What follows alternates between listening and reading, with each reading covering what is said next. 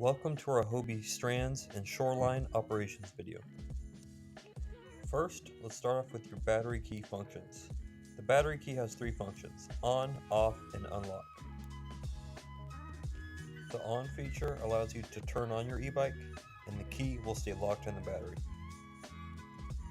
The off feature means the bike will no longer be able to be powered on.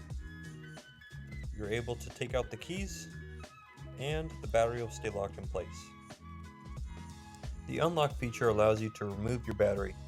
To do so, remove your seat first, and then pull your battery out of the battery cradle. To turn on your screen, hold down the power button located directly below the minus button for 3 seconds. Your throttle is on the right hand side of your handlebars. As soon as you push it down, it'll immediately engage the motor. This is best to use when you're at a stop sign or stop light to get an initial boost, or to help you get up a steep hill. Push it down and it will immediately engage. Your pedal assist controller module is located on the left hand side of the handlebars. Your pedal assist will engage the motor when you are pedaling. Depending on what pedal assist level you are on, is how much power you're going to get from the motor. 5 being the most, and 1 being the least amount of power. You can control the pedal assist levels with the plus and minus signs. The plus button will increase your pedal assist, the minus button will decrease your pedal assist. Here's a brief demonstration on the power of each level.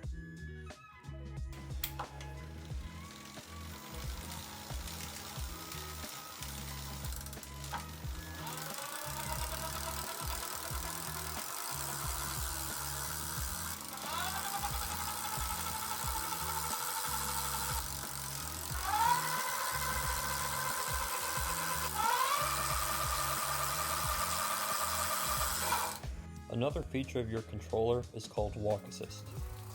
Hold down the minus button for 3 seconds and your e-bike will coast at around 8 miles per hour. You can hold down either brake to disengage it. The last feature of your controller is called throttle powered cruise control. Hold down your throttle to your desired speed, then hold down your minus button for 3 seconds. And now your speed is set. Right by your pedal assist controller, you have your headlight and taillight function, your 2 blinker function,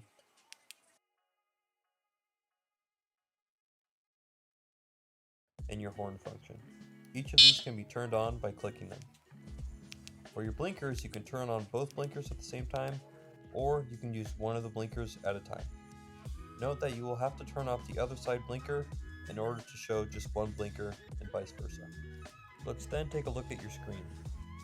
You have your speedometer in the middle, your odometer on the bottom right, and battery life at the top right. You can change your speedometer between average speed, max speed, and normal speed by tapping the M button.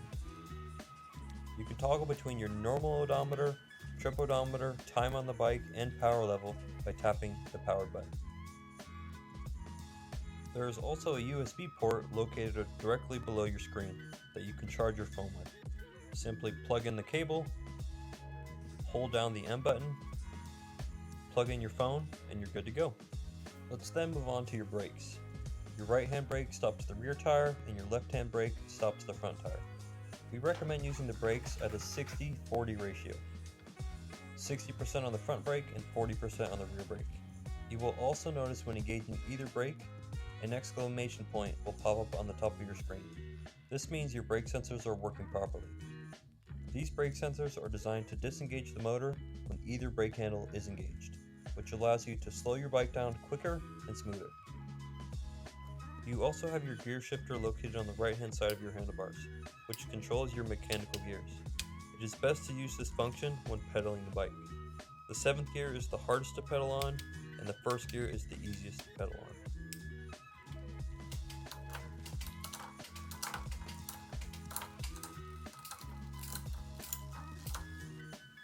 Now, let's talk about your front fork.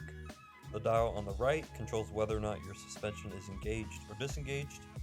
The dial on the left controls how much suspension you have. If the dial on the right is faced towards the front of your bike, it means your suspension is engaged. If it's faced towards the right side of your bike, it means your suspension is disengaged. The dial on the left will control how much suspension you have. Turn the dial clockwise to get less suspension and counterclockwise for more suspension.